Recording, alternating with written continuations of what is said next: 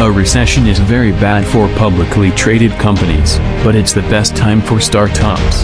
When you have massive layoffs, there's more competition for available jobs, which means that an entrepreneur can hire freelancers at a lower cost. You get recessions, you have stock market declines. If you don't understand that's going to happen, then you're not ready.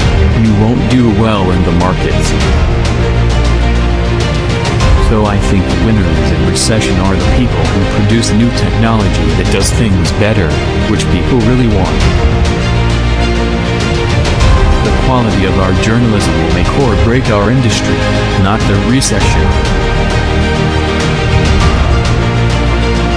In the 20th century, the United States endured 2 world wars and other traumatic and expensive military conflicts, the Depression, a dozen or so recessions and financial panics, oil shocks, a flu epidemic, and the resignation of a disgraced president.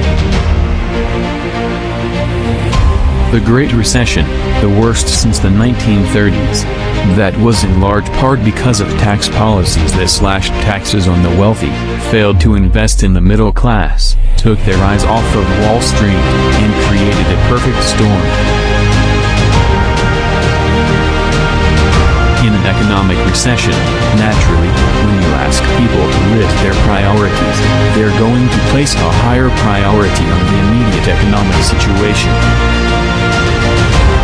In this time of recession, it is the time for invention. Did you know both the telephone and the automobile were invented during recessions? So was talking dirt. Many Americans are feeling, shut out. The Great Recession hasn't ended for too many Americans. Wages are flat. Families are struggling. Not enough new jobs, or new businesses are being created. And it's important that we all try to figure out what we're going to do, and that's what I've done my entire life, fighting for a higher minimum wage, or family leave, now paid family leave, which I believe in, equal pay for equal work.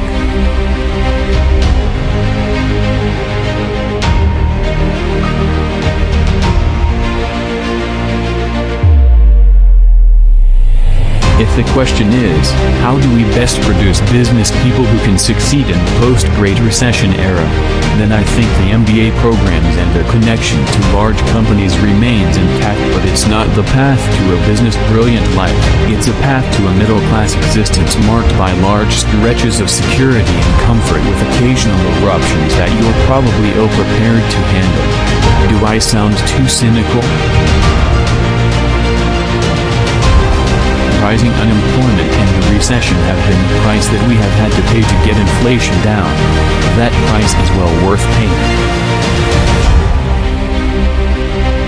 The fact is, there are Fortune 500 companies that have been founded during recessions. Studying the Marshall Way is like climbing a cliff. Keep going forward without rest. Resting is not permissible because it causes recessions to old adages of achievement. Persevering day in, day out improves techniques, but resting one day causes lapses. This must be prevented. Even when Federal Reserve Chairman Ben Bernanke said the recession was over, you think that would have been a bigger boom somewhere, but it seems we just take everything in stride. Successful people save in prosperous times so they have a financial cushion in times of recession.